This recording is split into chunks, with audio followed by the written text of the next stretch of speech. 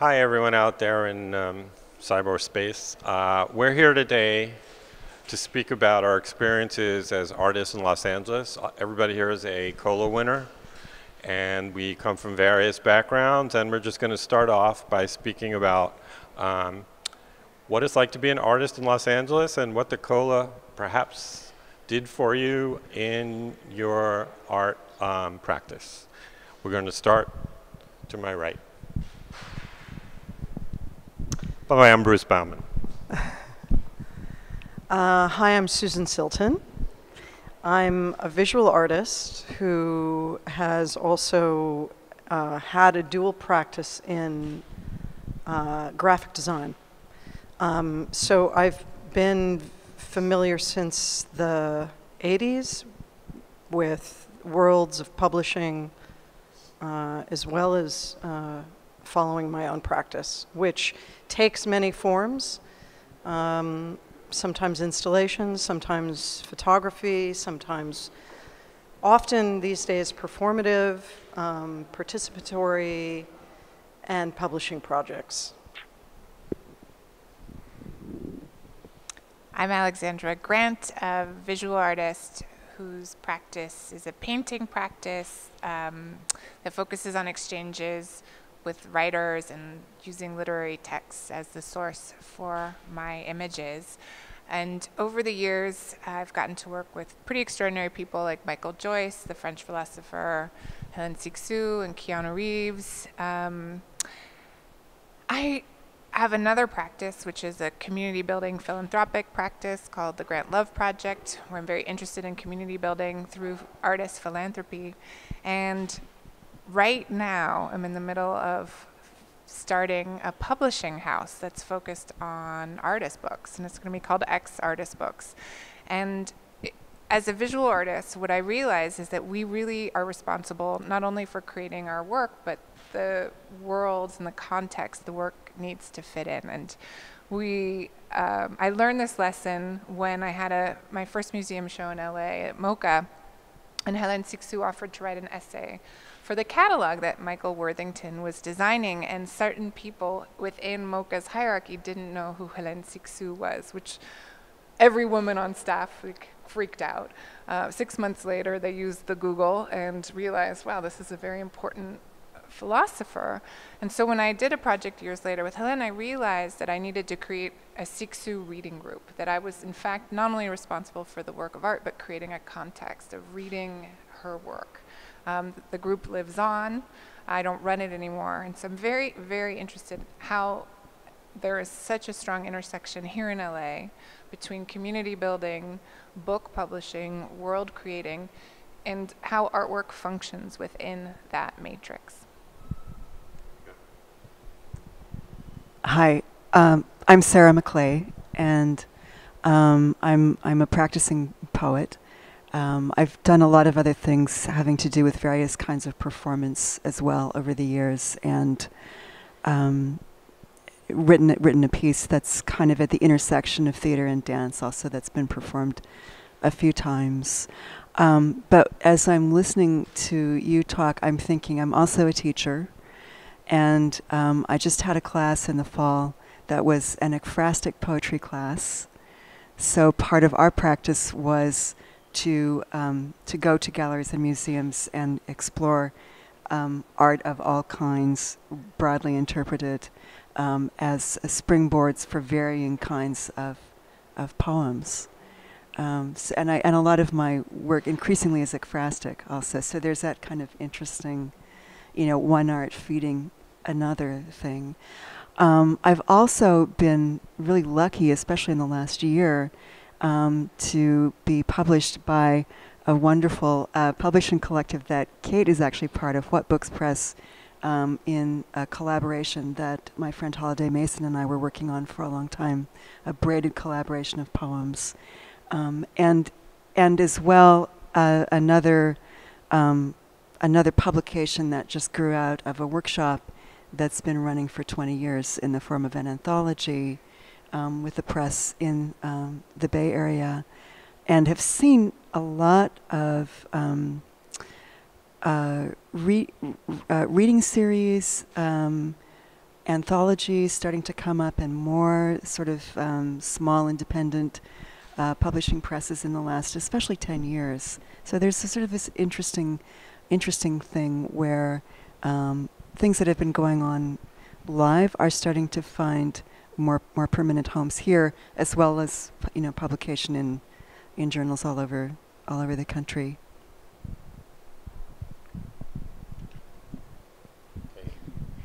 I'm Kate Haake. I identify, I guess I have a lot of hats, but I identify primarily as a teacher writer. I have been writing fiction and now nonfiction for, I don't know, for 30 years. I'm a fourth generation Californian. My family comes from Northern California, and I never expected to end up in LA. I came here on a 5-year plan 30 years ago. I had no intention of staying, and it's a city that still completely confuses me, but I would never leave. I think it's an amazing place, and one of the reasons why, and I've also done a lot of work in creative writing theory and pedagogy, which has grown out of my 30-year career at California State University Northridge, where I landed somehow all those years ago to discover that among my students, in every cohort of students that I ever had, there were people who were writing as well as any place I had ever seen. And that was inspiring to me and kind of opened up the idea of this place as a sort of open-ended geography of possibility and talent, really. And I have also been involved in this publishing collective that you mentioned. Okay. Yeah.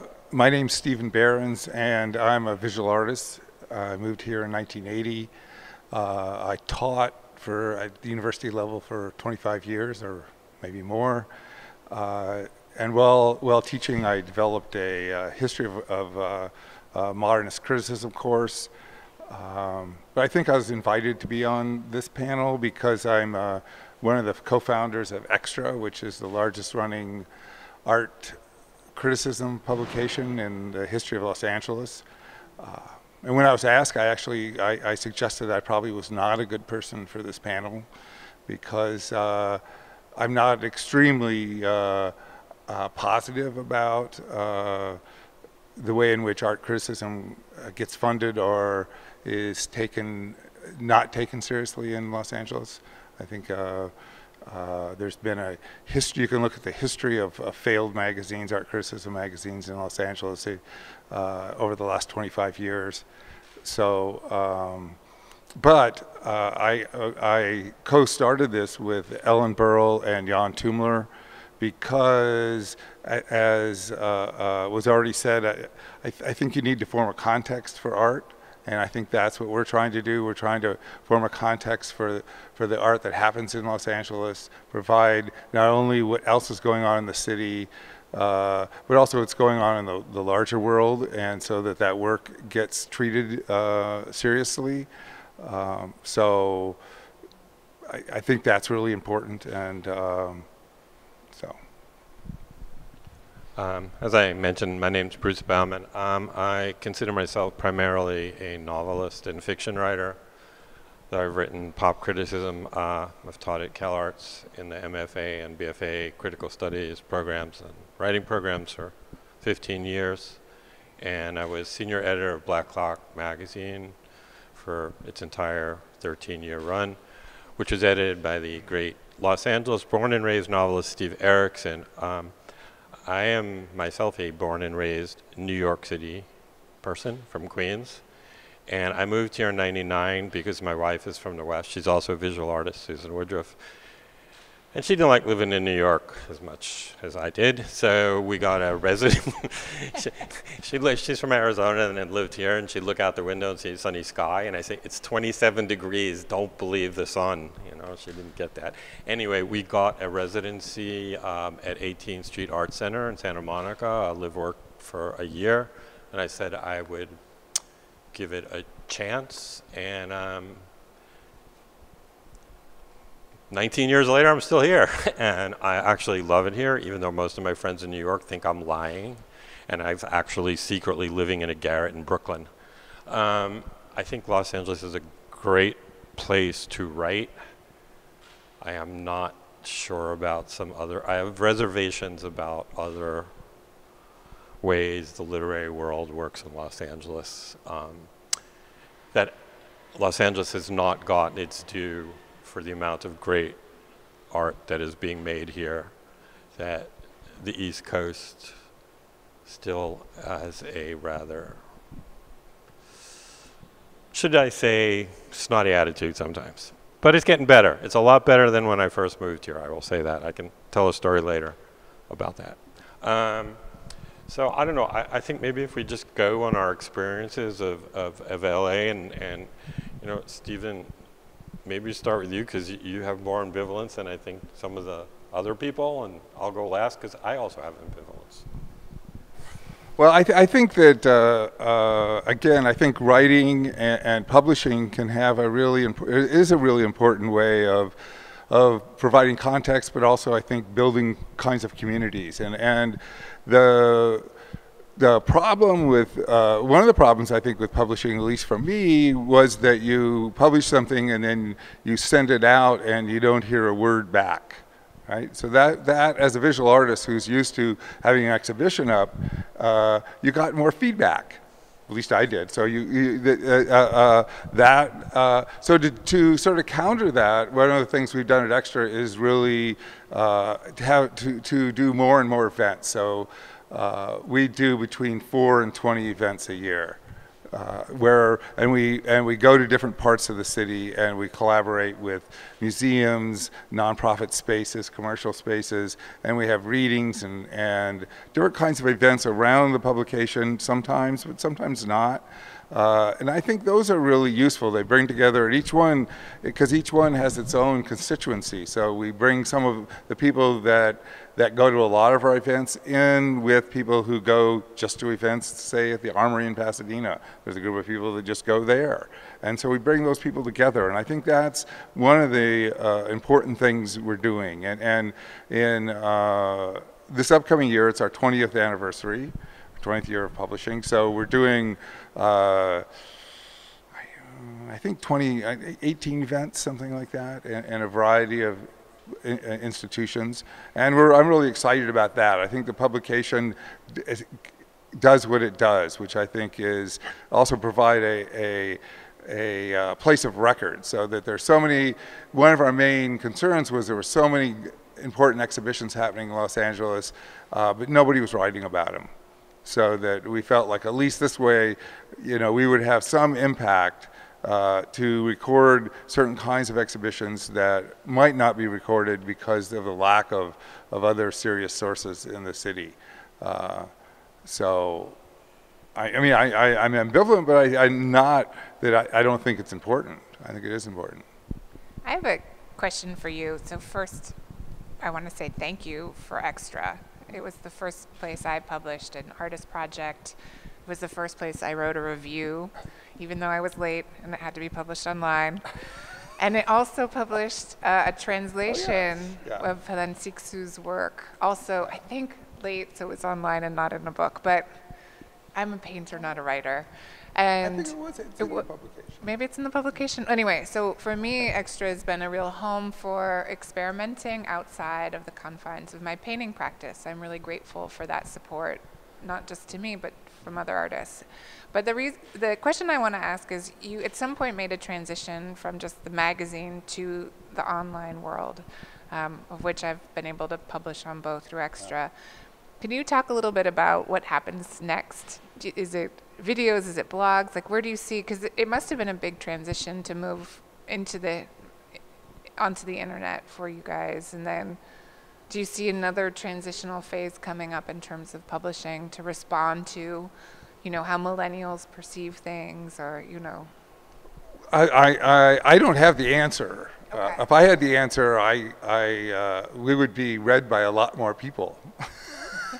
But it's not that we're making efforts, and we are over this we have a couple grants over the next year and a half to actually work on that, and because we haven't made the inroads that we could make. I mean, we have a lot of material. We have an enormous amount of material online. We have I don't know what the numbers are, like 70,000 people go there a year, and different people. So the people go, but what we'd like to do, we'd like it to have, as you said, I think, a real presence online. So we're working. We're in the first phase of, I don't know how many phases. We're in this first phase, and we've had somebody come in and look at what we're doing, and is going to help us reorganize things and figure out how to get the stuff that we have out there more. But then our next phase is going to be to figure out how to generate more online content, so that, and some things could be as simple as, right now the publication comes out 4 times a year, and so everything gets released at once. So a simple thing would be to release the articles when they're done, and then have them compiled in the publication, so that you could reach more people. Because my experience is, I mean, you have to have a real presence. You know, you can't do something every 4 months and expect anybody to pay attention. So it is a different thing. So I don't have the expertise, but we're hoping to work with. We have got to identify a few people we want to work with, who are going to try to help us do that. But maybe are your publishing ventures doing more on that? Yeah. I actually have a lot to say about this, because Black Clock was a print magazine, and our circulation, you know, was a few thousand. It was really good for a literary magazine, but there was an article by Jeff Vandermeer in LitHub about who owns what on the digital world and rights. When we had Don DeLillo in the magazine, we got to publish it once. We couldn't put it on the line, and other famous writers, it went right back to them. So we couldn't put the magazine online for that reason, without getting all kinds of crazy permissions. I think the world is really going to change in that. I think it's a great thing for Los Angeles writing community. I can't speak to the art community, because it doesn't matter if you're in New York. LARB is now reaching all over the world.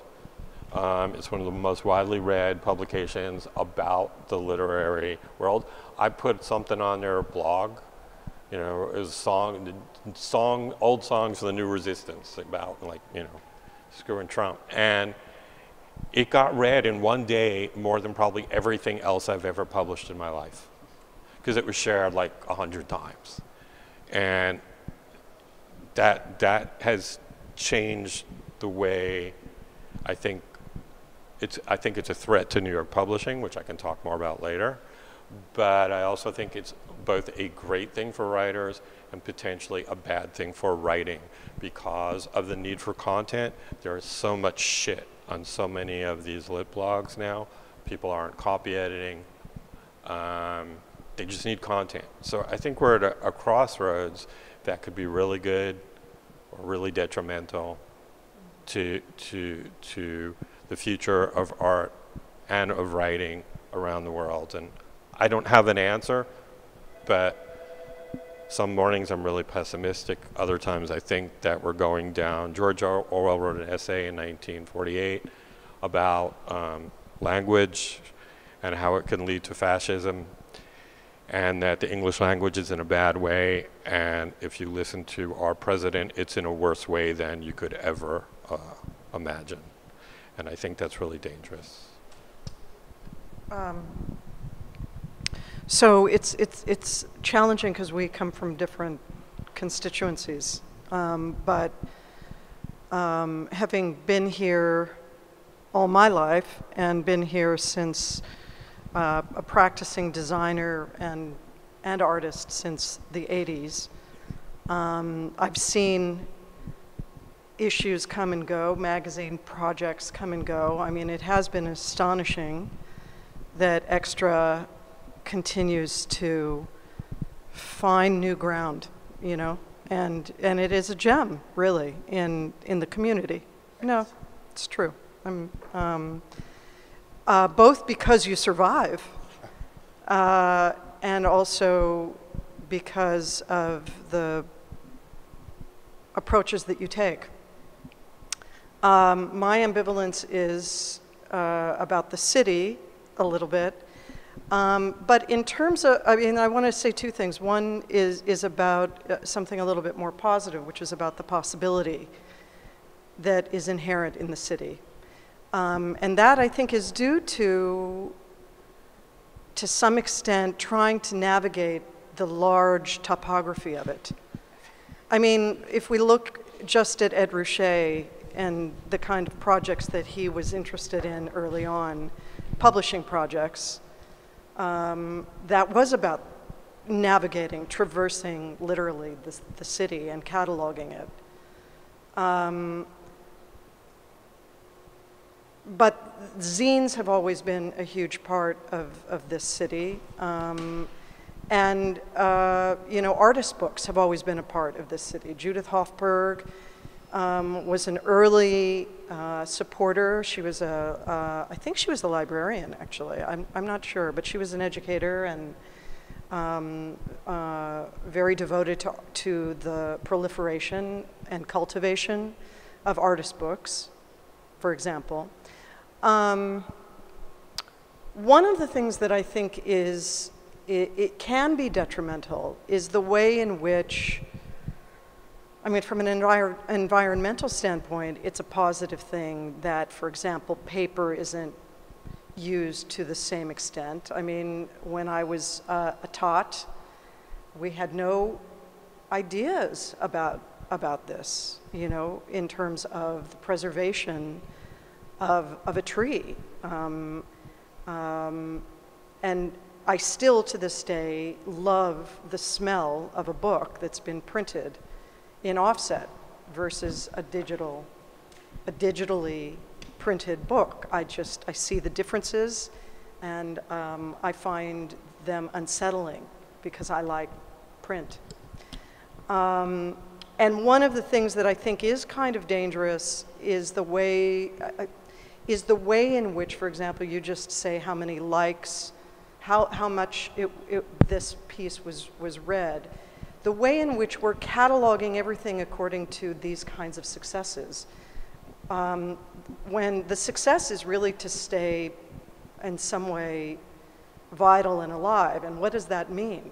I mean, does that mean that it is required to have the largest kind of circulation possible? That didn't used to be the case. I mean, circulation has always made a difference, but it didn't mean that you couldn't publish. Oh, yeah, it did. Always? Oh, yeah, it did. Well, it's gotten much, much worse, but if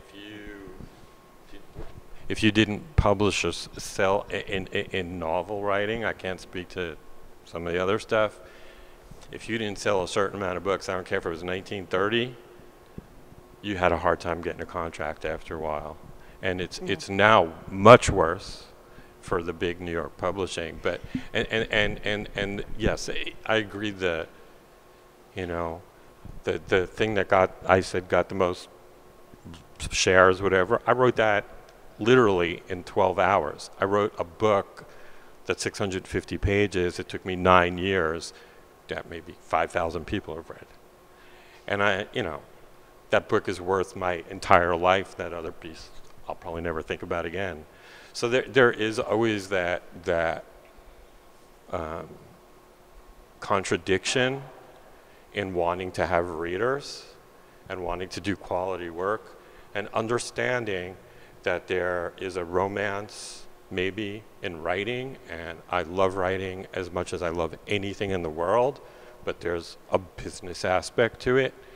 And if you're involved in trying to have readers of novels, you are aware of that. I know a lot of, we're all older here. Sorry to say that, but I know a lot of writers in their 50s and 60s who've published a bunch of books who cannot get published anymore because they did not have sales. And that's just fact. And I think that has probably always been a reality. It's just how we... It's how we perceive it, and how I'll shut up in a second because Kate should talk, is You know, my young students have a completely different attitude. None of them that I know for the last number of years actually read the physical newspaper. And I still get the New York Times and LA Times delivered, you know. And so I can't comprehend how they do things and how they see the written word in the same way that I do. And I think that is a huge change, and I think Los Angeles is actually a place, because it's always been a place for something new and different and strange ideas that come out of here. You know, Wallace Berman probably could never have thrived in New York, to me.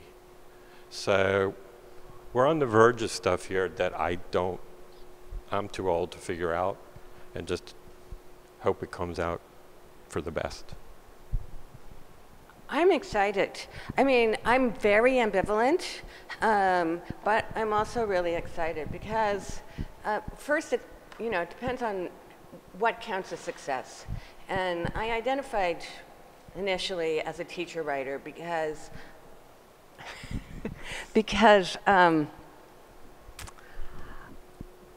I also learned at Chilton that writing, that writing has a value in people's lives that doesn't necessarily have to do with publication, and it doesn't necessarily have to do with having a readership even, or a wide readership.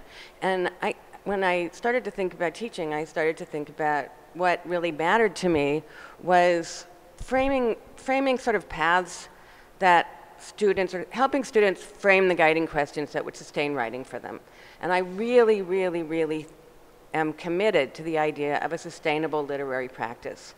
And a sustainable literary practice is completely impossible if we define success as being published by certain, top-down, hierarchical, blue-chip publishing kinds of traditional means.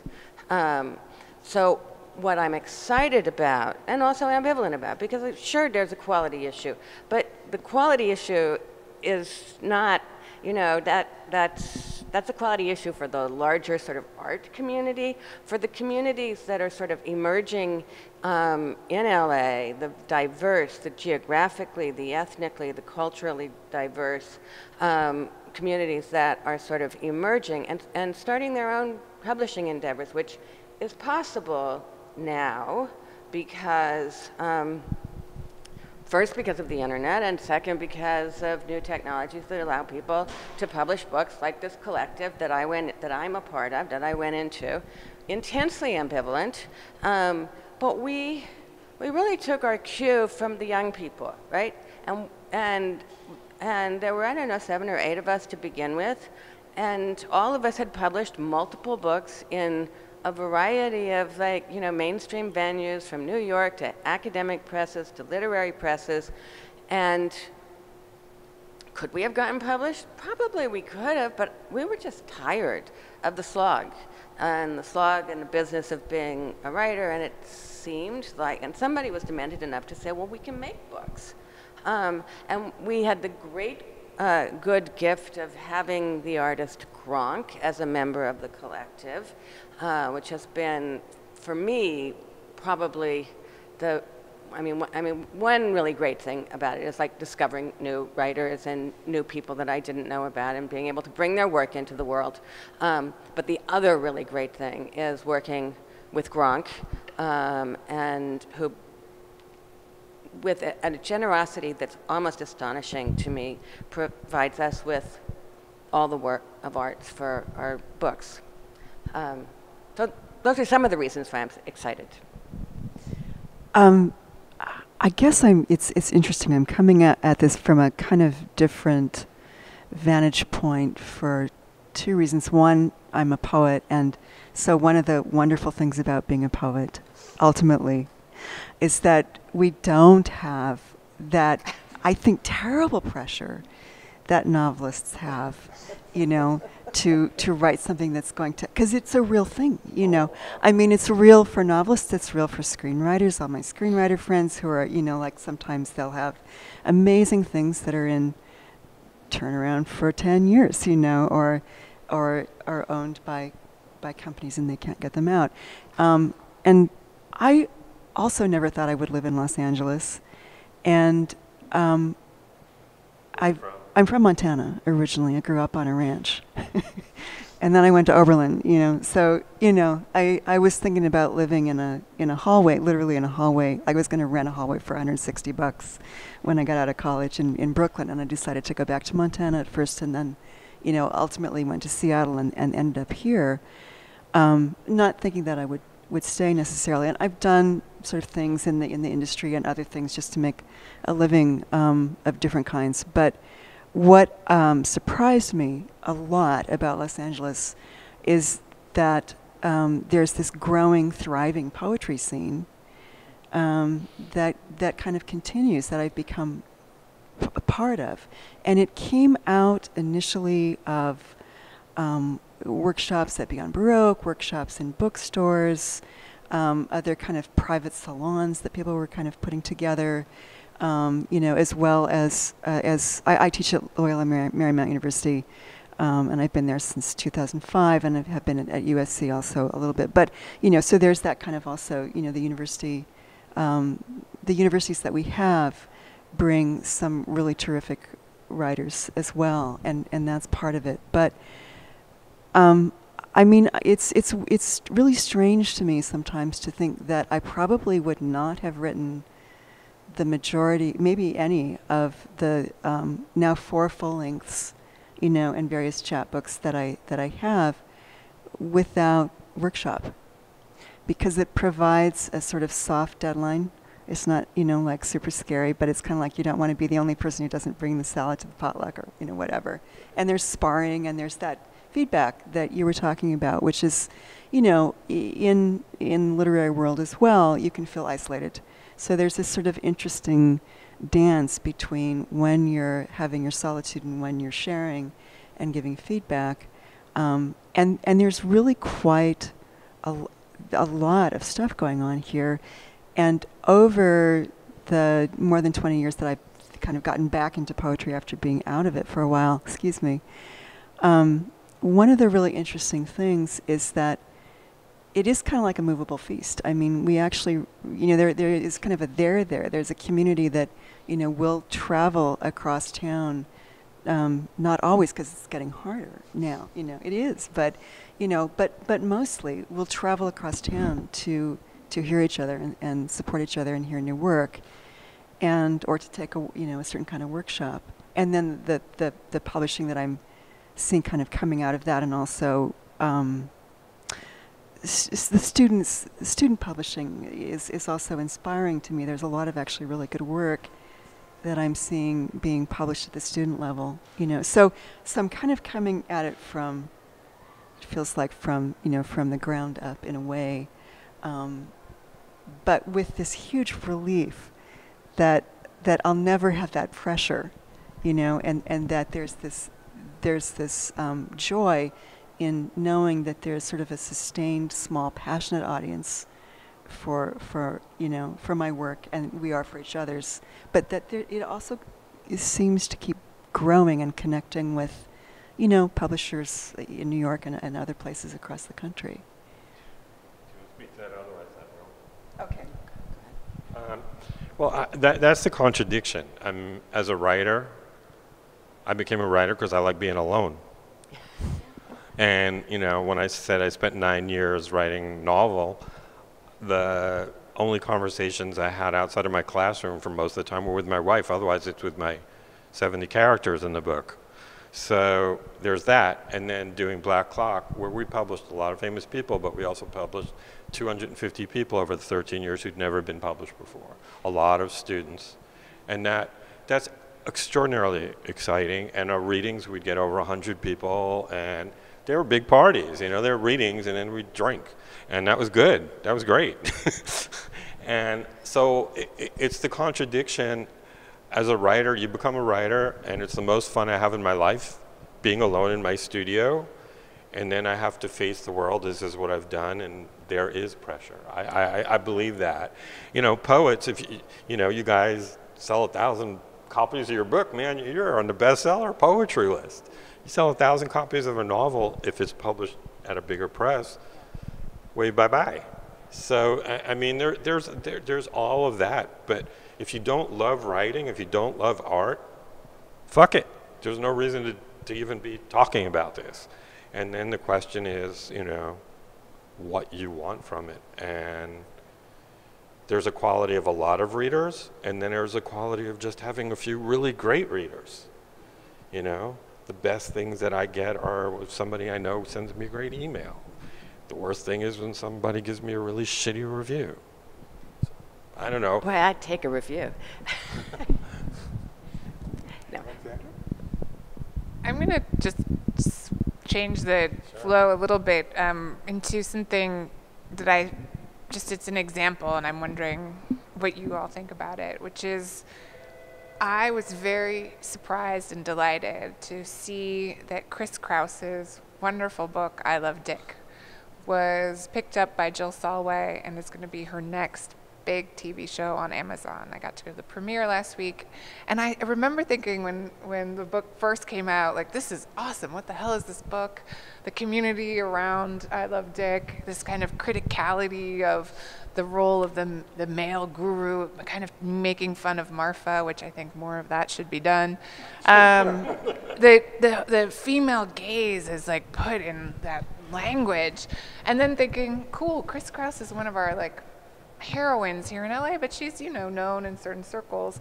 And then the next thing I knew, it's like, you know, no, there's this amazing TV producer, writer who's going to turn it into a TV show. And part of it has to do with the rise of authorship in HBO and Amazon, the breakdown of TV and movies as we know it, the fact that things can be made for niche audiences. Part of it has to do with Jill Solway's extraordinary leadership. But what do you guys think about this, the fact that we have a Chris Krause book that is being made into a TV show? I mean, it's pretty exciting, you know, in terms of like that relationship of book to world building and the sort of changing economies of both the publishing industry and the television industry. And then my like other overarching question is, because I've only lived in LA since 2001, so I still feel like the newest member of our community here, which is, how has being near Hollywood affected your practices? Because I go and write now, and everyone else is writing a script. You know,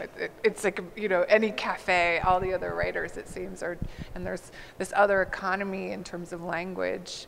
So I just, first it's the Chris Krause question, and then it's the Hollywood and publishing historically in your experiences, if anyone. You guys want to talk? Because I'll talk. Go ahead.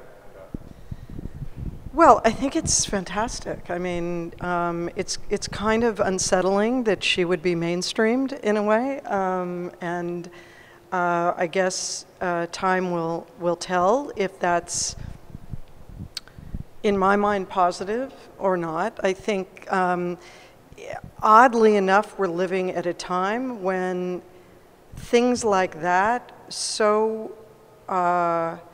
contradict the larger, the meta-narrative right now. The fact that I Love Dick can be a mainstream HBO series, or that there's queer marriage, you know, and that became a reality in my lifetime when I never imagined that it would, or really cared that much. So I think that's kind of interesting, the way in which those two things are contradictory or oppositional in some way. But I think it's fantastic that there are people who are in positions now in which things like that can be made. Of course, there's now also simultaneously conversations about, for example, there's some controversy about The Handmaid's Tale and the way in which that's being brought to us by men, and the contradiction inherent in that choice, even though there are many female writers, directors associated with that project. It's still, women are still answering to men in a tale that is entirely about the oppression of women by patriarchal culture. So there's that. Your second question was about the relationship to Hollywood, right? And I think it's undeniable that, for me anyway, that Hollywood is is constantly informing my work. I mean, both for positive and for negative. How could it not? I mean, again, if we look at art practice, I mean, the industry has created artists and informed the work that comes out of everything that we do here. I think we can't get away from the culture that exists here, that is Hollywood based. I mean, and all we need to do is look at the kinds of projects that, I mean, for example, you know, Mocha is doing with Jeff Koons right now, or, you know, the gala, and you know, it's a celebrity-filled moment in really everything, and that includes the White House. So, anyway. Well, not in the privacy of your own study. And, you know, it's true. If, in LA, if you say that you're a writer, people expect that you're writing screenplays. But I always think of this moment, I think it was 1975. Saul Bellow came to my class at Stanford and said that his was the first generation of writers that took on themselves the challenge of writing a fiction that could not be filmed. And that may well have been true. Of course, very shortly after that, the next generation of writers was desperately writing stuff that could be made into movies. But I think that's very bad for writing. I must, you know, you said you're a poet. I'm a sentence writer, you know, so I never had the illusion that I was going to like write something that was going to be commercial or marketable, you know. So at some level, for me, writing is the most important. It's, you know, that's it's the thing. That's you said you love it, you know. I do it because it's the thing. The only thing, I don't know. It's the way that you like find meaning in the world, the person that you are when you're making it, you know. So I don't think about Hollywood at all. I do specialize in writing fiction that no one can read, so there's that. But whatever. Somebody want to take this? I mean, I think, first about Chris Kraus, I think that's great. I teach at Cal Arts.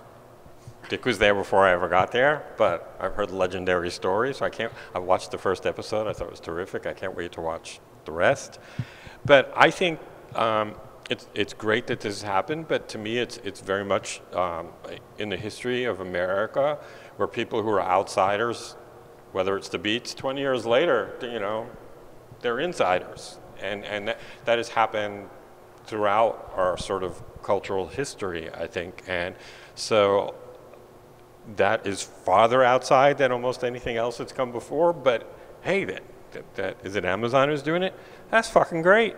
I mean, more power to it, because so many people who have never read Chris Kraus will now be exposed to that, and that can only be a good thing. And I'm not talking from a business commercial aspect. I'm talking from a point of view that it can make people think about things in a way they never thought about it before, the same way that transparency. So I think that's great. And from the perspective of my own work, I would love it if somebody made a book of mine. I'm not going to lie. And my first book was optioned. I knew it was never going to happen, but it made my mom really happy to read about it. And that was great. But, you know, I was actually told this. I was asked this. How does it feel to have written a book that can't possibly be summarized ever? And I said, terrific, except the marketing department hates it, and and I know it probably won't get sold, and there are things. But when I'm writing about it, I'm with you. I never fucking think about these guys for 1 second. Because if I did, I think it'd screw up my head. No, really, the characters would stop being themselves, and they would start thinking about being on screen, and that is the worst thing for a writer to do. So, you know, I can live the rest of my life without publishing. I could not live the rest of my life without writing all the time. And that's where my separation between the two is. And it's a very tough thing for me to walk that line sometimes, actually, when I've finished a book, not while I'm writing it. I think it's great that projects like Chris Krause's and others that have been kind of in the air are finding, you know, interest and niche marketing or whatever. I think it's terrific. I wanted to focus on the other part of your question. When I was first here, I'd been working with the Seattle International Film Festival, and sort of came to the city very, very interested, especially in foreign film and independent American film, and, you know, kind of knowing a lot of people and pursuing various avenues of that, and was very interested in it, although a lot of what was being made at that time was not that, you know, so there was this sort of dissonance, you know, in terms of what was really interesting to me, because I was kind of like a Bergman lover and Lynch, and, you know, and a lot of that wasn't happening. Vendors. But there was this moment where I had fallen out of even thinking that I could write poetry, and it was partly because I'd gotten so much more involved in the narrative side of things. And some of my poems are narrative, but most of them are more lyric. And I, through various strange circumstances, got kind of led back to poetry, really not knowing what I was going to write after being away for a long time. Jumped in, and it was like all the time, it was like no time had passed for about 15 years that I'd been away. But I had all this experience, and it was this very renewing thing. And I was hanging out with some friends who were working in the industry, and we were on the beach one day, and somebody asked me what I did, which I'd come to dread as a question when I wasn't doing something that, you know, that felt like it was worthwhile in that universe. And I said, I'm a poet. And it was so freeing, because nobody had any idea what to do with me. You know, it was like I'd just thrown the shoe into the machine. Because there was no way to turn it into something that had utility from a certain point of view. So it was really wonderful, you know, sort of existentially. But it has that all that other value that, you know, that we've been talking about. And one of the interesting things about going back into the workshop space was that a lot of people who were there had also been involved in the industry as editors or actors or other things. And so, you know, because of that, like one of my friends writes these really, really long poems with a very strong sense of editing, because she spent so many years as an editor. That's just part of it. Another friend who's an actor has this sort of very amazing sense of comic timing and you know, and sort of performance. For me, it has to do with seeing. I'm always fascinated with camera angles, and we were talking the other night about this sense of liminality that moves like the dissolve and other things can, you know, can render in the world of film, and that's sort of dear to my poetic heart. But the other thing was that I think everybody who was in the workshop doing their own work once a week, hearing each other's work once a week, had the freedom of not having to wait for someone to greenlight a project. You know, it was just something that you could go back to and improve on and work on all the time. And so there was a sort of interesting tension between the commercial rules, really, of Hollywood and what could be done outside of that among a group of people who just were really committed to their art form. That was, was interesting. I just want to tell one quick story, then I have a question for Stephen. When I first moved here, I went to eat lunch at a coffee shop with a friend, and we were talking about our agents, and the waitress said, "You two guys have agents?" And we said, "Yeah, book agents," and she walked away because she was writing the screenplay. But my question for you is, what ultimately would you like to see? I mean, the fact that you've lasted 20 years is astounding in any literary sense. But what would your ultimate goal be, or what would make you the most satisfied with Extra? Oh, that's really simple, that I could just walk away and it would continue. Okay, that's cheating. No, I've been talking about this for years. That's what I'd like to. I'd like it to be self-sustaining, right? That it would be cared enough by the community that the people who are running it could just walk away. Do you think if you did that now, it wouldn't sustain?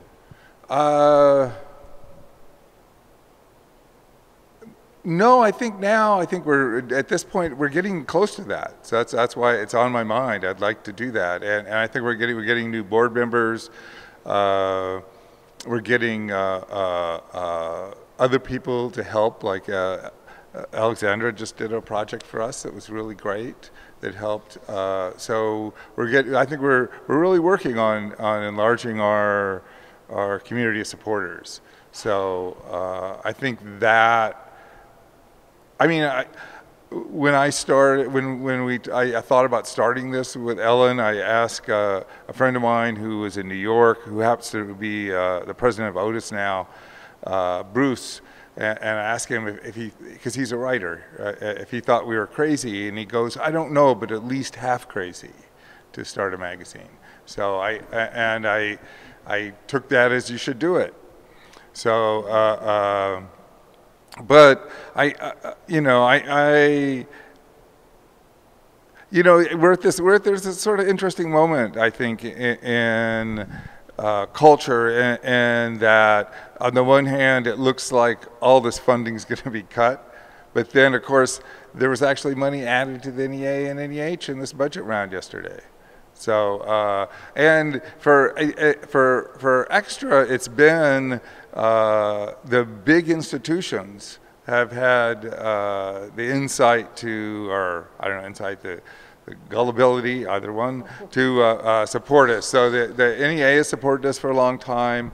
The Department of Cultural Affairs has supported us since we became a nonprofit.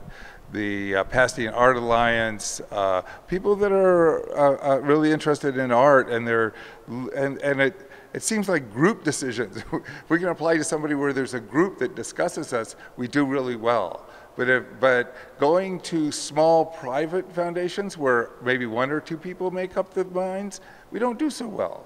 So that's kind of an interesting thing for us. So I'm really interested in it. I wanted it to happen because I think it's important to have it happen. I don't want to run it, right? And we have an excellent executive director right now, Shauna Lutker, and she's doing a fantastic job, and she's bringing in new people. So I think we're moving towards that point, and I think, I mean, you don't imagine yourself running it, though I don't get sick to my stomach running it anymore, right? But I think the question, the question of Hollywood, I think it's just a thing to me. I mean, it just is a thing, and if anything, it does attract certain artists that are interested in Hollywood, like Marnie Weber, who are Paul McCarthy. I mean, so it just depends what people do with it. Like, I think there's certain people that, like anything, they do really well with it. Then there's other people that just don't do well with it. And they seem to be just as successful. I mean, that's the interesting thing, that these big productions that happen, they're not as interesting, but they're just as successful. So if anything, it does tell me that the people with money are interested in what's going on in Hollywood. And that so they support artists who make things that kind of relate to Hollywood.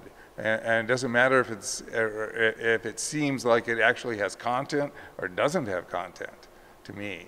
And the celebrity thing, I guess, yeah. But is that I guess it, you know, it does come out of Hollywood originally, this idea of the celebrity. But again, that has to do with money. It has, you know, like the art world, I was talking to a person yesterday who for years did restoration work on contemporary work. And they'd go from house to house and fixing the same bad kind of artworks, right? Because everybody owned the same thing. I mean, you know, so money, money is to me the real issue. So I want to ask you the question because you posed it to everybody. So I want you to say something about it. That was my strategy to avoid having to answer that question. I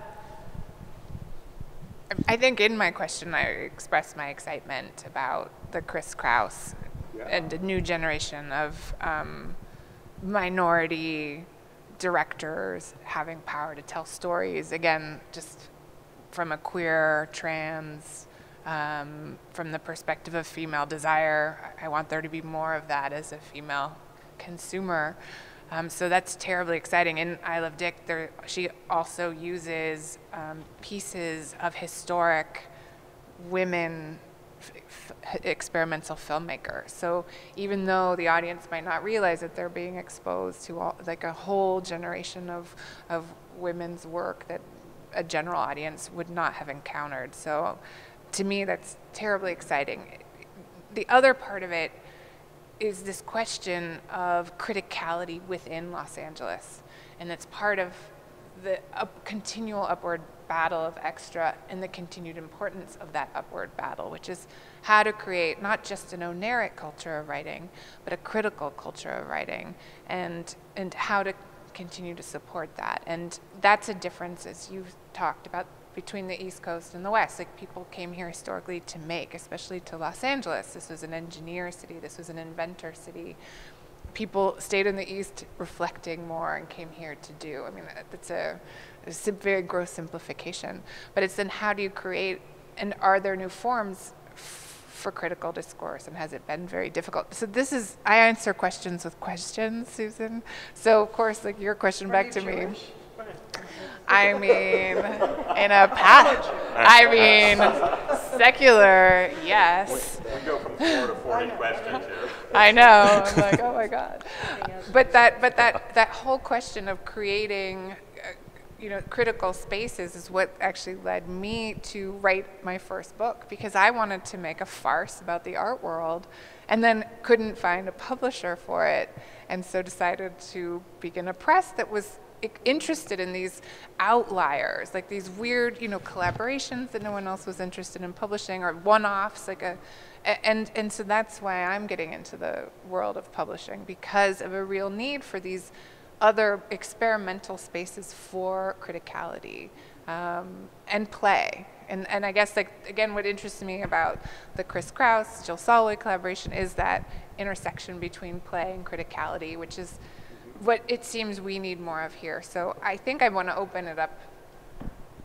I have to go beyond the bounds of LA to answer that for a little bit, just because one of the things I've been involved with for a decade is book review editing and book reviewing for Poetry International in sort of really substantial sections of often 50 to 60 pages, where a lot of books from all over are considered and written about. And that's been a really terrific thing. And that kind of section is bigger than a lot of journals are able to do. So it's been really great to be part of that. And recently for me, it's been what I was really more interested in was writing longer pieces, and I'm being able to do that more. So it's really exciting. But also what you were saying about LARB, I think, is exciting for LA. Okay. A couple. Yeah, I'll take all three. I'll monopolize the thing.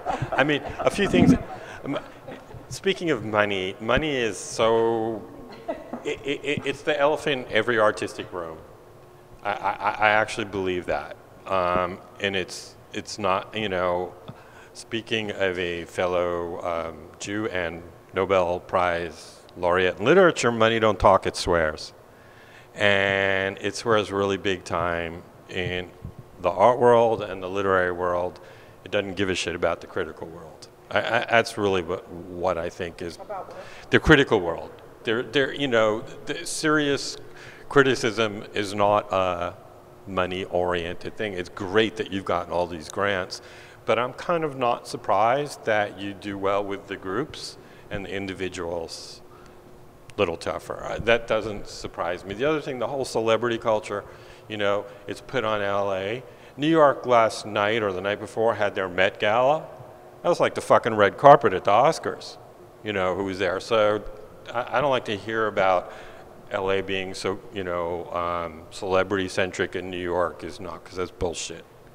And so from that, but to get to the criticism thing is, this is really tough for me because I used to write some art criticism and I've written music criticism. That's how I started, but I don't anymore. I won't anymore because as a creative writer, that can really fuck me up.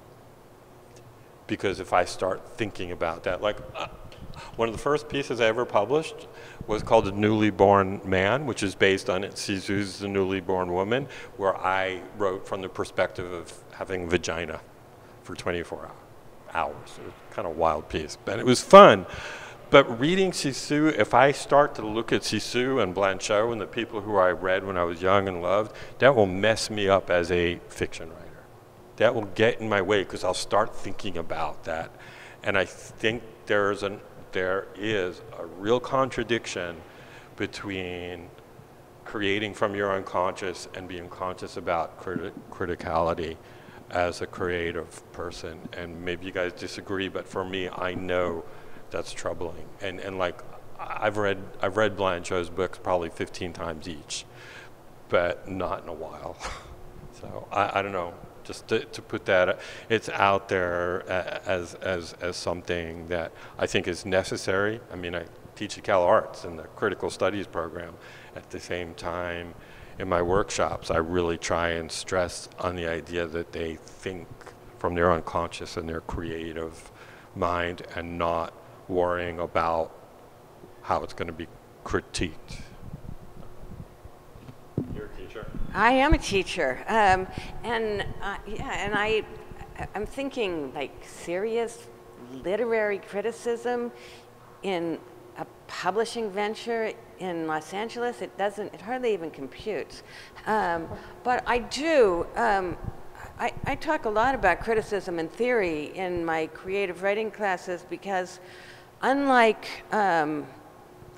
artists who have to learn how to work with the medium, writers tend to think that language is like this natural thing that they don't have to think about.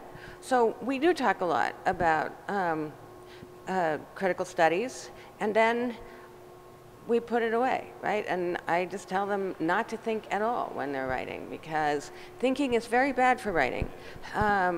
But you have to have the framework within which not thinking can be productive. No, I completely agree. I mean, with that, I'm not saying you shouldn't read these books. I'm saying you should know this, and then you have to almost like put it away in the attic while you're. It's a really difficult thing, and yeah, I don't want to language. You know, that this comes to me whether you can teach creative writing, and people have a facility with language or they don't, and you can either bring it out and make it better. You know, before I wanted to be a writer, I wanted to be a professional basketball player, and then my junior high school coach told me I can't make you tall. And I think that translates to a certain amount of talent as well. Well, no doubt.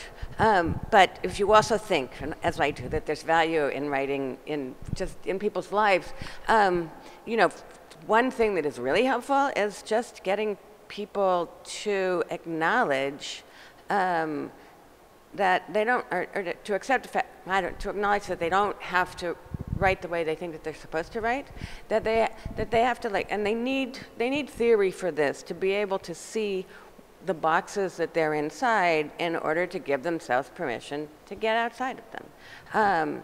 So, you know, it's a facility with language that the culture works very hard to screw up people's natural sensibilities in language.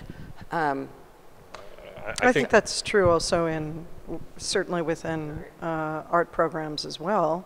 I mean, my issue with criticality is just these days about depth, because I think criticality demands depth, and I think it's more challenging to find that as a result of online internet-based culture, because by definition that is appealing to kind of sound bites and briefer investigations. So I think in the end, publication is vital to the continuation of criticality, because I think in that, either whether they're publishing ventures or they're larger, more extensive exposés in the form of reviews or articles, that kind of depth can be found, and I think that in itself is critical to, and I do think criticality is essential to combat the forces of consumerism that might strike a blow to creativity, really, you know. I'd agree with Susan. I think it is really important, and having taught for too long, I would say that I would phrase it differently. I would say that you don't put that theory away.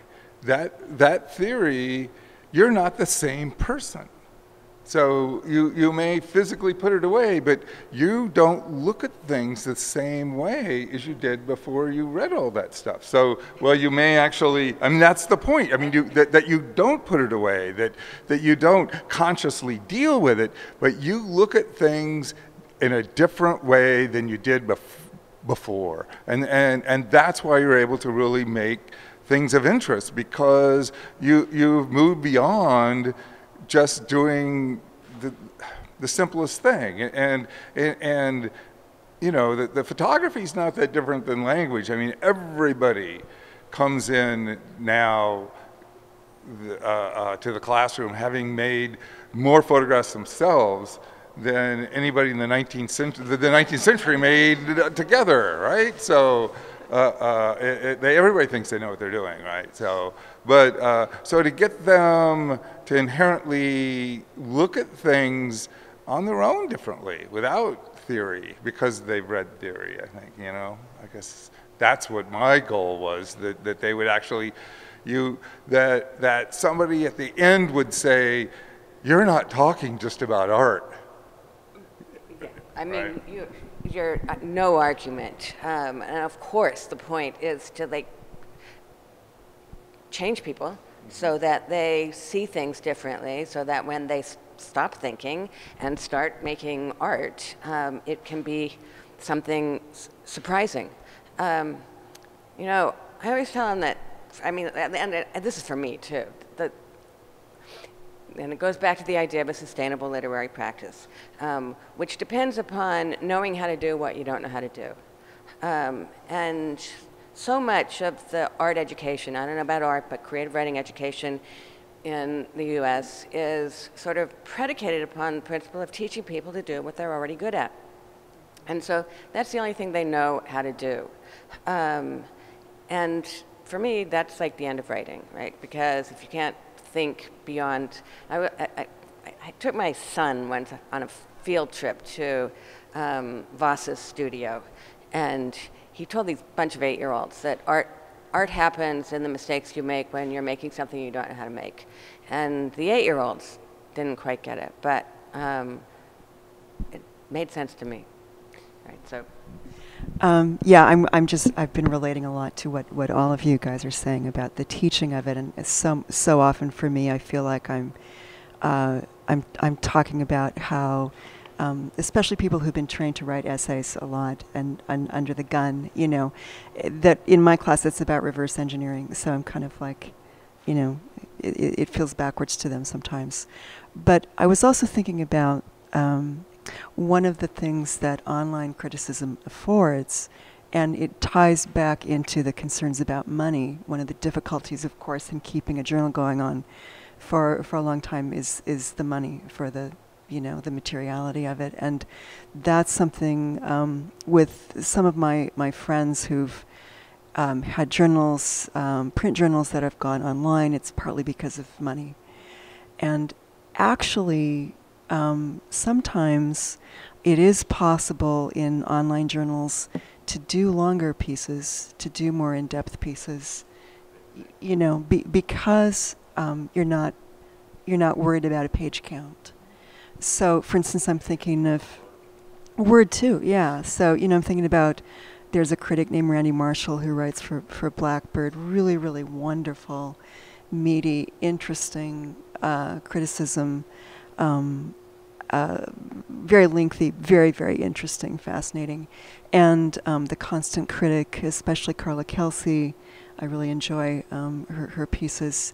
And so, you know, so even though there's that sort of quick fix thing that we can get when we're going to the web all the time, the relative monetary freedom can actually allow for some of those longer things too. So that's kind of cool. I think there are actually some really great, serious literary critic journals like Guernica, Full Stop, Slice. I mean, and LARB does some really, and that length thing is big, because I remember I once wrote an art, this is a long time, art review about a show called Amnesia. It was about Latin American artist that Christopher Grimes did. And I had a word count, and I sent it in, and they said, "Hey, we just got a big ad from Absolute Vodka. You got to cut some words." And I said, "What if I don't?" And they said, "Well, we're just ending it." That won't happen now. You know, they were just going to cut my last 200 words, and I'm like, "What the fuck?" So the problem is there's so much lousy shit on the net. You know, not edited, not curated. But there are two things I want to say. Is as a creative writer, yeah, theory is important, and I'm not sure if this is apocryphal or not, and I'm not sure if I've heard it credited both to Hemingway and to Pound, talking to the novelist Loeb, who's the model for in The Sun Also Rises for Robert Cohn, that they said to him, your problem is you don't know when to be conscious and you don't know when to be unconscious. And as a creative writer, that's a real challenge sometimes. And so there's that balance. If I were still writing criticism, it's not that it's not creative, it is. I come from a different part of my brain. And that's I think that's true with poetry as well. The other thing is, and it's a question I want to ask, is, you know, the net has done something, and I'm not sure it's obviously not been good since we have an illiterate president who thought Andrew Jackson was alive during the Civil War, is that I think there's probably been more writing done in the last 10 years because of the net and thousands of emails than maybe in the whole history of the world. But I'm not sure it's good writing, so I don't know if that's good or bad. I don't know if you guys agree or disagree or whatever. It's something I have been thinking a lot about. Nobody? I guess I'm ambivalent. Let's start where we end where we began. Right, back to the beginning. I mean, I think it's like incredibly important that and that writing should move through the world freely and, you know, and in an open-ended way. And some of the stuff is going to be good, and some of it won't. And I guess part of it is that we just have to, you know, we have to train readers, and we're not doing a good job training readers, and we're not doing a good job. I mean, one of the kind of exciting, the pros and cons of the proliferation of publishing in LA, because there's a lot going on, right? Is that the publishers service their own readers to a large extent, and they need that in order for the writing to continue. I wish that we did a better job of like, I don't know, communicating with one another or crossing boundaries. And I don't feel, that's one of the, I started out by saying that I was confused by Los Angeles, and that's part of it. I feel like there are many, many, many different conversations that are going on, and a lot of them have enormous value. But they're not going on together. And that's partly the geography of the city. It's a really big place. But it's also, you know, it's also part of the potential of the city. So, you know, both and, I guess. Well, I guess as we're closing up, I mean, the thing that I think that extra, the importance of extra is that these records will be around 50 years from now. So when people want to know what people thought about what was happening or what was being made in the city, it'll be one of the sources. So that, like, when I got done with my undergraduate education, I knew what we thought about Cezanne now. I knew what we thought about Manet now. But I had to go figure out, well, what I was really interested in, what did people think about Manet in the 1880s, 1870s? So I went and read Zola.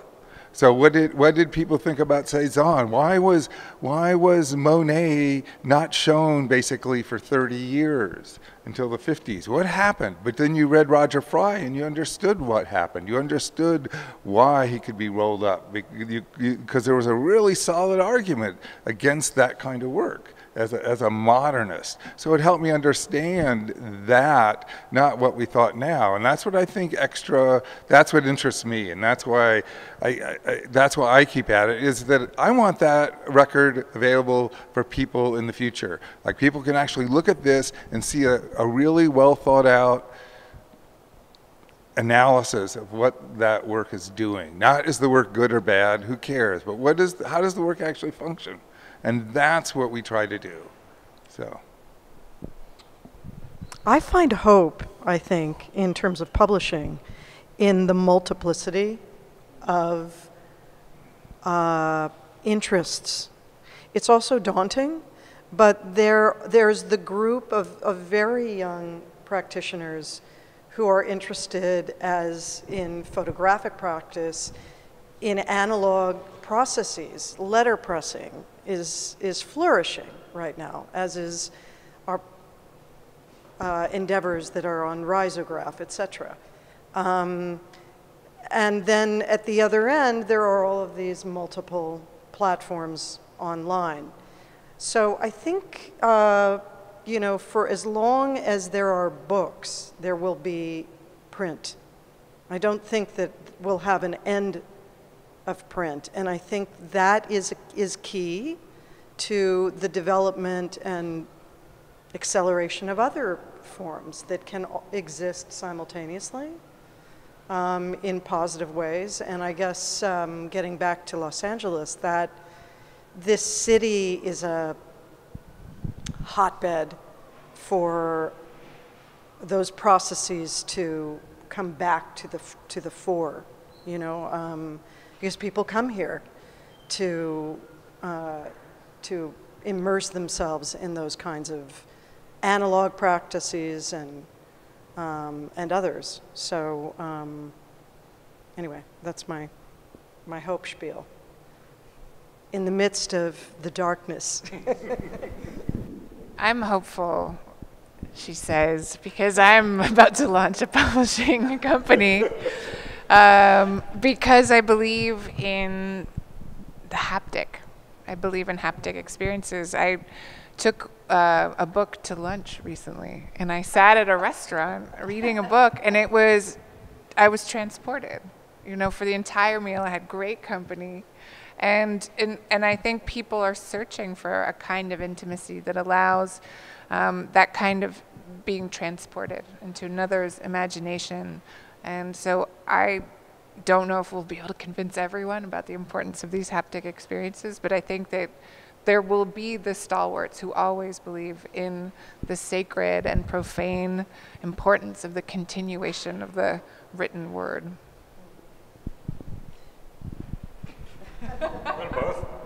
Yeah, no, this one's fine. Oh, no, you know, I just wanted to say two things. Yesterday, I spent the afternoon at Book Arts LA watching a great letterpress demonstration that was being run by Johanna Drucker, who's just great, really amazing, really knows her stuff, and was really energized after a group of, the anthology group I'm with did a reading, and it was kind of an exquisite corpse operation where the participants were using words from poems and making this broadside. And people were really interested in, you know, in going back to that technology, and we all got to run one through. And so kind of like how there's this interest, this renewed interest in the letterpress and, you know, vinyl and you know, the book as object. I think I also overall I kind of have faith in the kaleidoscopic nature of options, even though, you know, the array is kind of dizzying, and you know, I think we'll sort it out over time.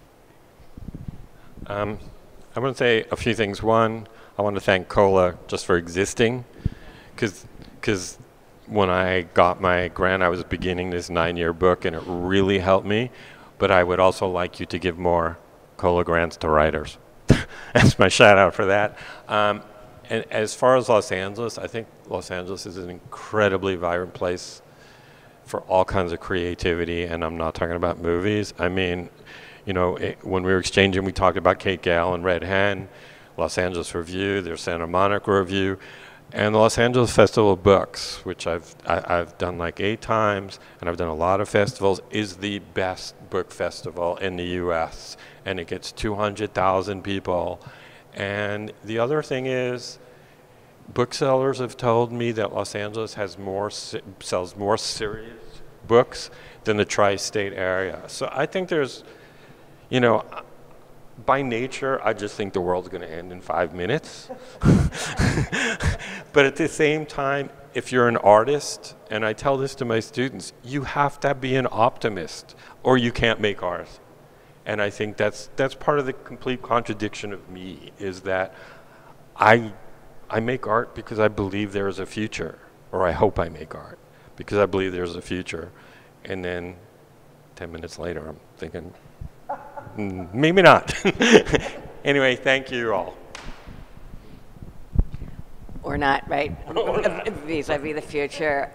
You know, I was actually thinking that one of the things that Joe asked us to talk about that we didn't really talk about was what our COLA grants meant to us. And so I wanted to say that it meant an amazing, you know, it was just an amazing thing when I got it.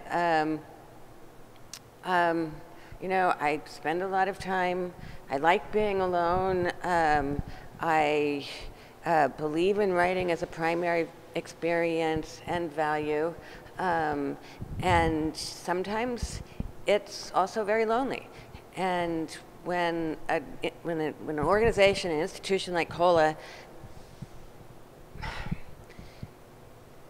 acknowledges your work as having value, it goes well beyond the monetary support, and You know, I was working on a long book then too. It was about California and water, and it's just the idea that somebody cares and believes in the value of art in this city was enormously important to me. And yeah, I mean, it's a great place. I always think of the Bakhtin quote that the novel is the only ever developing genre that takes place in a zone of contact with the present in all its open-endedness. That's kind of how I think about Los Angeles, like the present in all its open-endedness. So I guess I am hopeful too. You can speak, yeah. You didn't have a final statement. I have to have a final statement. I think we're done here. All right, good night, Groucho. Say good night, great.